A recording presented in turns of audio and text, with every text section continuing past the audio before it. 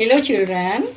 Now here in this lesson you are going to learn long lines. Earlier we learned tall and small lines. Now here long lines. Always remember to start from the dot. Here dot.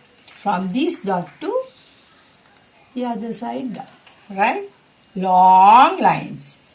Long lines. Long lines. You can use different colors. Then here long line. Straightly going to the other dot. Here. Look. I am taking another color here. Here. Long lines. Right. Long way to go to the other dot. Right.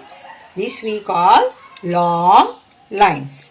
Now we know tall lines and short lines, and here long lines. And we learned earlier long, short and tall lines. Short and tall lines. Now here long lines.